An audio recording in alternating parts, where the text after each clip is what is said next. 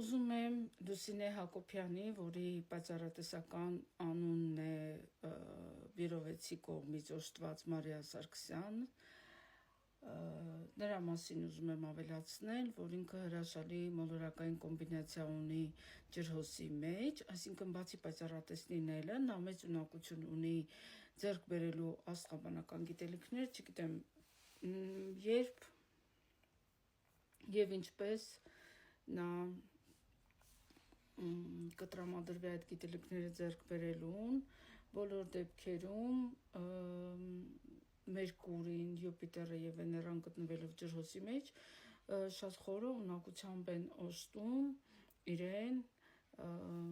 ոչ միայն զգացողություններով, պայծառատեսորեն, այլև խորքային գիտական հնարավոր է շատերը աստղաբանությունը չհամարեն գիտական, չհամարեն ապացուցված, բայց ելնելով նրանից, որ հենց բոլորս էլ աստղաբանություն ուսումնասիրողներս եւ կիրառողներս հասկացել ենք, որ ստատիստիկան շատ ապացուցում է այդ դիրքերի ճշմարտացիությունը եւ ամեն անգամ մեծ ուրախությամբ համոզվում ենք, որ այն իսկապես աշխատում է, դրանից ելնելով ես կարող եմ հայտարարել, որ այո, այն գիտական է։ Եթե գիտական դիտարկենք, որ լաբորատոր փորձարկման,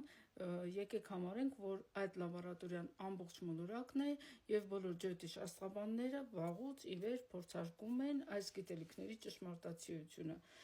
Ուրեմն, սիրելի Լուսինե, քանի որ դուք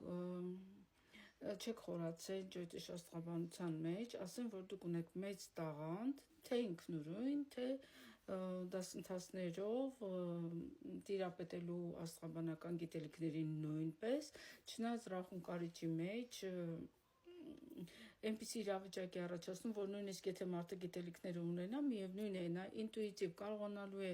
շատ ավելի արագ եւ շատ ավելի կարճ ժամանակահատվածում խոսել ամբողջ այդ իրողությունների մասին, քան որ մի քանի տարի աստղաբանական գիտելիքներ ուսումնասիրի հետո կա։ Ամեն դեպքում Յուպիտերը ջրհոսի մեջ համարվում է հոգևոր էկզալտացիա եւ անհատը ոչ միայն ունի խորը ունակություններ, այլ ունակ է խորը հասուն հոգեկան աշխարհ ունենալու եւ Վեներան ջրհոսի մեջ մարդուն օժտում է անվերապահ սիրով, այսինքն նա իր մեջ ըստ այս անհատական հորոսկոպի չունի չարություն, բավականին բարի է եւ նվիրվում է մարդկանց։ Շնորհակալություն, շարունակությունը դիտեք։